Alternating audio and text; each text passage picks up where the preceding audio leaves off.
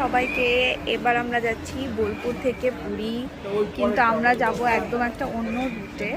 আমরা বোলপুর থেকে যাব খুলনা রোড, তারপরে খুলনা রোড থেকে যাব পুরী একটা স্পেশাল ট্রেনে। তো পুরো জার্নিটা আপনাদের সাথে শেয়ার করব, দেখা যাক কত দূর কি যেতে পারি। বোলপুর থেকে কাটিয়া যশবন্তপুর এক্সপ্রেসে যাচ্ছি খুলনা রোডে। তো জয় জগন্নাথ, ঠিকভাবে যেতে পারি।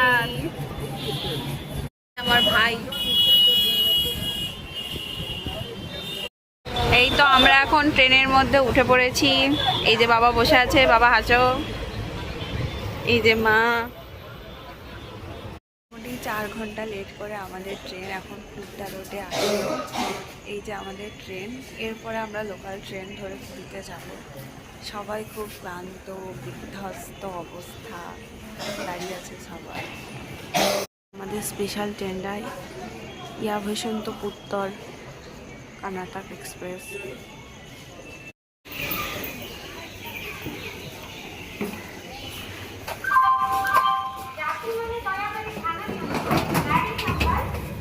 আমরা খুলনা রোড থেকে মেমোতে উঠলাম।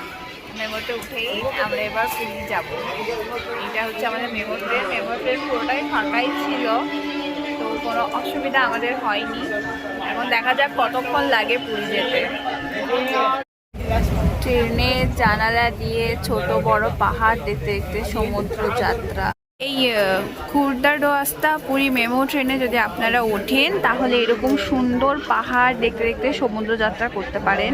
একটু পরপরই এরকম প্রাকৃতিক মনোমুগ্ধকর পরিবেশ, আর সেই সাথে সাথে এরকম সুন্দর সুন্দর পাহাড় সামনে চলে আসবে। এই পাশেও আছে, এই পাশেও আছে,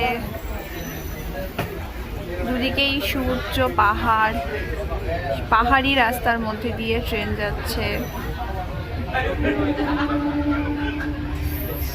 ফাইনালি সকাল 7:30টায় আমরা চলে আসলাম। আসলে সমুদ্রের আবহাওয়া বোঝা দায়, কখনো গরম কখনো ঠান্ডা। এখন অনেক ঠান্ডা।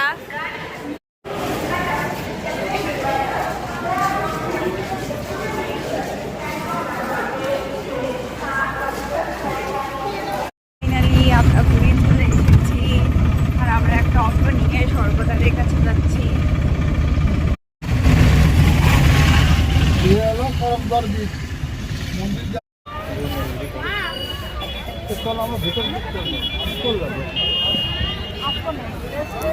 অবশেষে দীর্ঘ 17-18 ঘন্টা জার্নির পরে আমরা চলে আসলাম পুরী।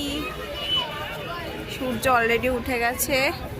এটা চৈতন্য স্ট্যাচুর পাশে, এর পাশেই আমরা হোটেল নেব।